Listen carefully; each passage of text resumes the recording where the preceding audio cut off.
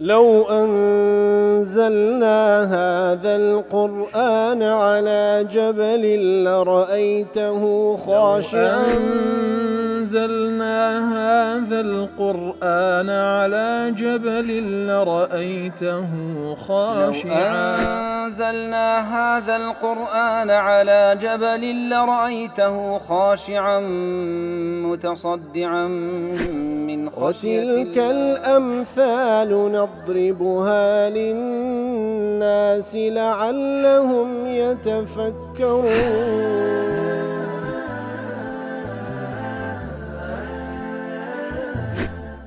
الحمد لله والصلاة والسلام على رسول الله وعلى آله وصحبه ومن والاه. السلام عليكم ورحمة الله. برزان خوش حالم لواني نوصة السي لوانا كاين تفسير القرآن في رزبين وخزمتان ومن بس رزامن دي رب العالمين وهي وادان اوي آزي السودي لور بقرن. أعوذ بالله من الشيطان الرجيم. بسم الله الرحمن الرحيم. وما كان صلاتهم عند البيت إلا مكاء وتصدية فذوقوا العذاب بما كنتم تكفرون. بەڵێ خۆشەویستان وەکوڵوانی ڕابردووش لە خزمەت دوات پیرۆزەدا بووین کە خوای گەورە باز لە ئەو عیبادەتەی دەکا کە ئەوان دەیان کرد کەسانشی قوڕەیشی فەخر و شانازیشیان پێوە دەکرد کەوا ئەوان گوایە ئەولیای خوانە یاخود ئەولاترن لە غەیری خۆیان بە بەیت الله الحەرام دەفەرمیش فەخر و شانازی بە چ دەکەن نوێژیان بریتی بوو لە چەپڵە لێدان و فیتە لێدان ئیتر بیچێژن عەزابی خوای گەورە بەسەبەبی ئەو کوفرەی کەوا دەیکرد. ئیتر بە مناسبەی باسکردنی چەپڵە لێدان و فیتە لێدان هەندێک لە بابن لە تەفسیری قاسمی هەندێک لە ئەقوالەکان ئیبن القەیم و هەروها شەیخ الئیسلام ئیبن تەیمیە نەقل کردێ ئەخیر شەد لەوانەی ڕابردوو باسمان کرد ئەو قەولەی شەیخ الئیسلام لە یەکێک لە فتاوایەکانی دەربارەی ئەو بابەتە کاتێک کە دەڵێ کەسانێک بە گۆرانی گوتن و چەپڵە لێدان و دەف لێدان و هەروها شمشان لێدان کۆ دەبنەوە بە حساب وەکو دینداریەک و نزیکبوونەوەیەک لە خوای گەورە سوبحانەوە وتەعالە ئیتر دەڵێتنەوە بەڕاستی ئەوە لە شەریعەتی خوای گەورە شتی وا نەهاتیە و پێغەمبەر صلی الله عليه وسلم خەلیفەکانی خۆیان لێ ڕازی بی تابعین و ئەتباعی تابعینیش شتی وا نەبووە لە دوای ئەو سێ عەسرە مفەضەلە واتە لە دوای العصور المفضلة عصر الصحابة تابعين وأتباع تابعين لدواي أوان دالي أو بيدابو وكو إمام الشافعي كأخير شد باس ما كر دفرمي رحمة خوالي بخلفت ببغداد شين أحدثته الزنادقة لباش خم كبغداد بزيهشت شتيت شيان بيدا كربو زنديقة كان وبيدين كان كوانا لنابو تغبير كوا بابرين بريتيلا دف ليدان ياخذ بريتيلا چەپڵە لێدان و لە تەپل لێدان بە ناوی دینداری کەوەکو دەڵێ یەسودون به الناس عن القورآن یەسودون به الناس عن القورآن کەوا خەڵکی لە قورآن بە دوور دێخنەوە تەغبیر بزەوت وەکو عولەما کە باسی دەکەن بریتە لەوەی کەوا کەسێک بە دارێک یان بە ئاسنێک لە پێستێشی وشک بۆ بدا یعنی بزەوت وەکو تەبل و ئەوانە کەوا عادەتەن لەوەی دروست دەکرێتن کەوا دەنگش لێوە دەرەچی معلومە. ئیتر مصیبەتەکە ئەوەی کاتێکەوە بە ناوی دینداری دەکرێت کاتێکەوە ئیمامی ئەحمەد ڕەحمەتی خوای پرسیاری لێ دەکرێتن دەربارەی ئەو شێوازە عیبادەتە فەرمووی ئەکرەهوه هو محدث پێم ڕقم لێ دەبێتەوە بەڕاستی شتێکی نوێیە هینایتیان قیل ئەتەجلیس معهم لەگەڵیان دادەنشی قال لا وكذلك كرهه سائر أئمة الدين و هەروەها غەیری ئەویش ئیمامەکانی دین پێیان ناخۆش بووە و پیاوە باڵێن ساڵحەکانی و لە تاریخ ناسراونە ئەوانیش بە هیچ شێوەیەک ئامادە نەبوونە و کۆجە ناویان دێ ئیبراهیمی کوڕی ئەدهەم فوضەیلی کوڕ عیاض معروفی کەرخی ئەبو سلەیمانی دارانی ئەحمەدی کوڕی ئەبی حەواری سەری سەقطی و ئەمثالهم و هیچیان ئامادە نەبووینە لەو مەجلسانە بە ناوی دینداری بەو شێوەی وەکو بڵێیت تەواشیح و تەپڵ لێدان و چەپڵە لێدان بە حساب لە مەدحی پێغەمبەر صلی الله عليه وسلم وەکو تەقەڕوبا إلى الله سبحانه وتعالى والذين حضروه من الشيوخ من المحمودين دەلەوانەی کەوا لە مەشایخەکانیش کەوا مەدحیان دەکرێت ئەگەر بێت و ئامادەش بۆ بن لە فترێک لە فترەکان تەرەکوه في آخر ئەمرهم لە کۆتاییدا لەی پەشیمان بووینەوە وازیان هینایە. بەڵێ جەوکو دەفەرمی وأعيان المشايخ عابوا أهله کاتە ئەو مەشایخانی کەوا با بڵێن دیارن ناویان دیارە ئەوانە بەڕاستی بەعیب باسی ئەو حاڵەتیان کردێ كما ذكر ذلك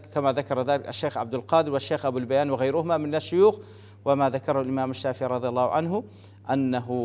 أنه من إحداث الزنادقة كاتكات الإمام الشافعي دلي أو كار لكاري زنديق كان من كلام إمام خبير بأصول الإسلام كاتب الإمام الشافعي ككسك خبيرة بأصولان الإسلام ده أوزدل أو كار كسانش الزنديق هنا نبيش فإن هذا السماع لم يرغب فيه ويدعو إليه في الأصل إلا من هو متهم بالزندقة كواتا دلي أو كارا وكو إمام شافعي دلي زنديقة كان هنا يتانا بيشو كيس كسيش مدحناك إلا بخوي مشهور بي بزندقة أو ذا نايو هندي كان ديني ثم قال رحمه الله نعم قد حضره أقوام من أهل الإرادة والمحبة كواتا لواني لسرتا كسانك بناوي أوي أواني أهل إرادة ومحبة لبخواي قول سبحانه وتعالى ومن له نصيب في المحبة لما فيه من التحريك لهم كواتا لواني كسانك بوناوي أها دلمان دزولي لبخوش ويستخوال بخوش ويستبيغان صلى الله عليه وسلم بلام ولم يعلموا غائلته ولا عرفوا مغبته بلام نيانزاني كواتا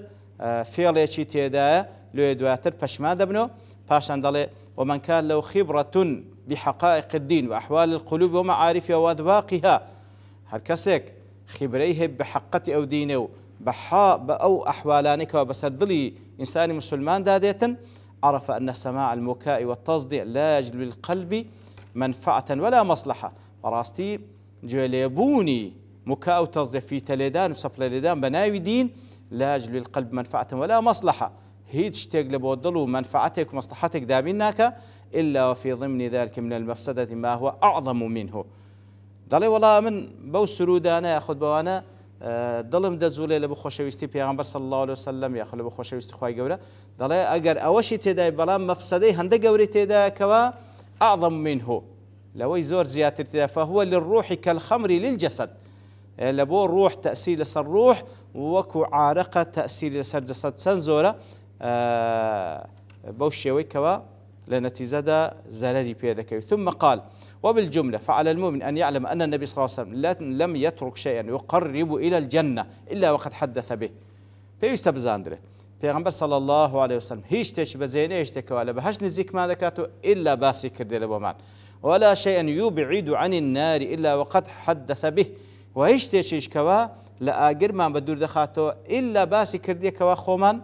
بوشوي عبادة بكين وإن هذا السماع لو كان مصلحة بيستني أو اشتانا أجر مصلحة تدابا لشرعه الله ورسوله أو بيغمبر صلى الله عليه وسلم خواهي قول سبحانه وتعالى بيان ذكره بيغمبر صلى الله عليه وسلم لبو من بيان ذكر لبو خواهي قول اليوم أكملت لكم دينكم وإذا وجد خواهي قول تيني كامل كرد يشتيش نقصان تيدانيا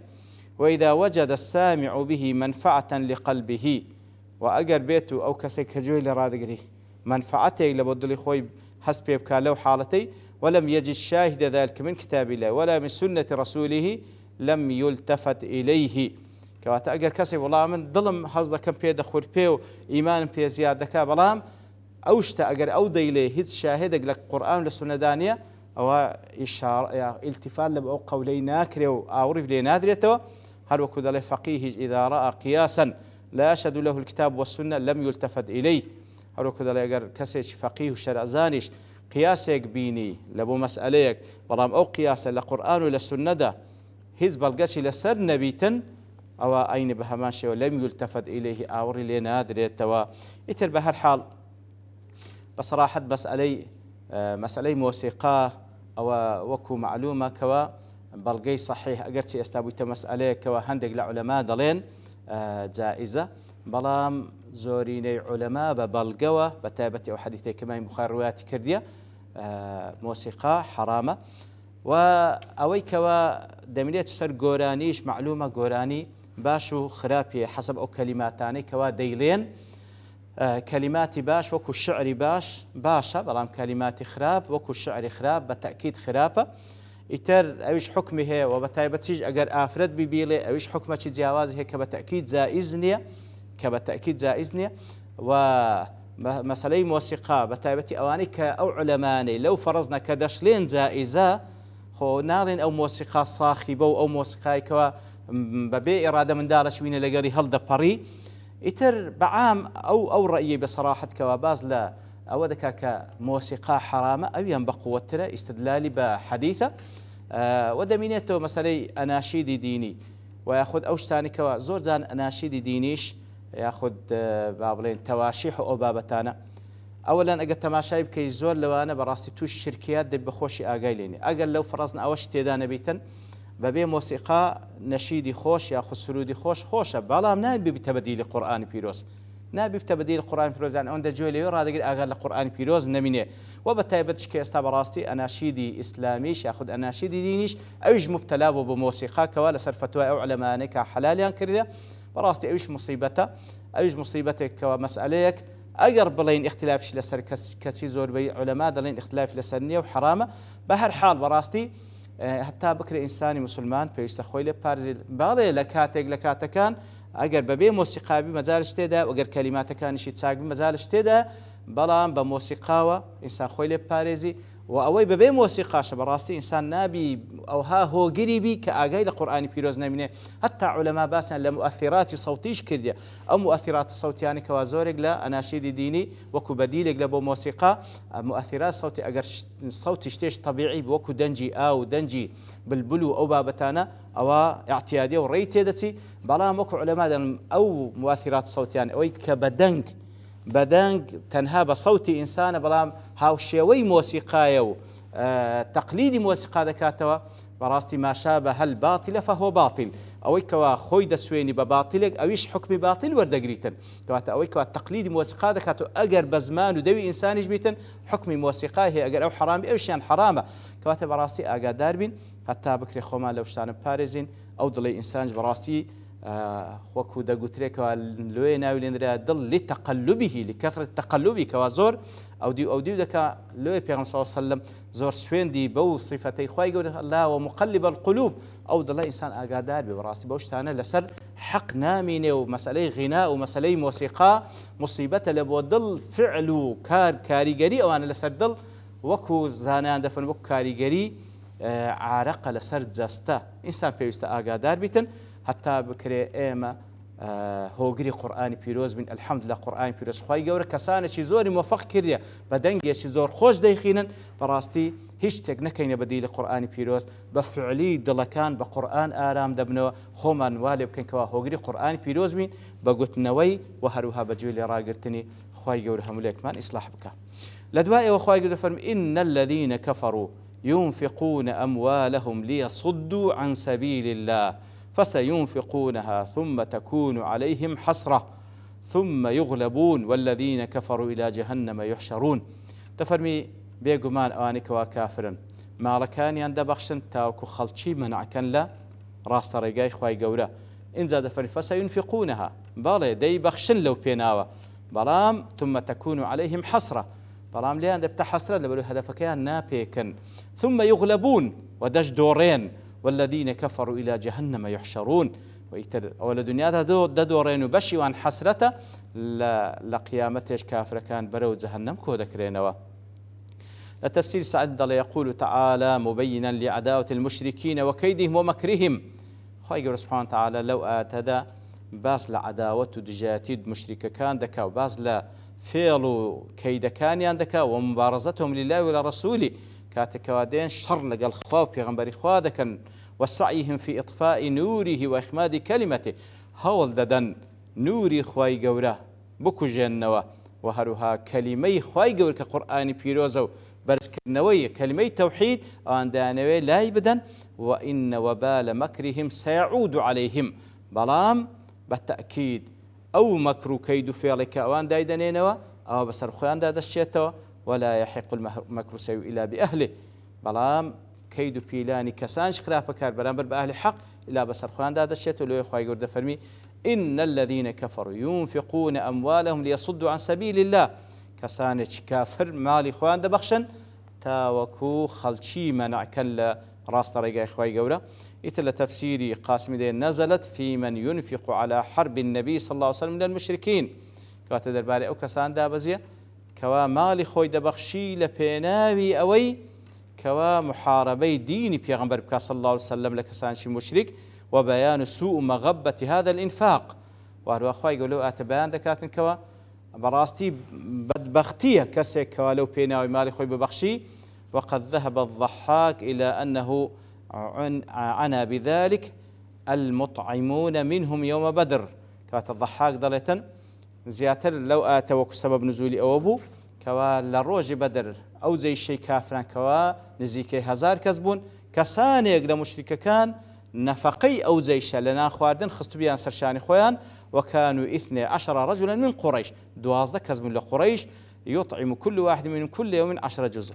كوات حريق لوانا روجانا دحوشتري سردبري 12 كس دحوشتريان يكو سردبري لبيناوي أو نانيز أو باون أو زي شيء نان بدن كوا محاربي بيغمبر ذكا صلى الله عليه وسلم. ومجاهد سعيد كري زبير قتادة دلين نزلت في أبي سفيان دربار أبي سفيان أو كاتكيشتا مسلمان نبو ونفقته الأموال في أحد لقتال رسول الله صلى الله عليه وسلم كاتكوا لأحد أويش مالي خوي بخشي لبو زنكردن لديجي بيغمبر صلى الله عليه وسلم. وديارشتي تريج باسكرا لبرتوابوين كات دوستين ببشتواني خوي قورا لواني داهاتو دينو وخزمتي. وصلى الله وسلم على نبينا محمد وعلى آله وصحبه أجمعين.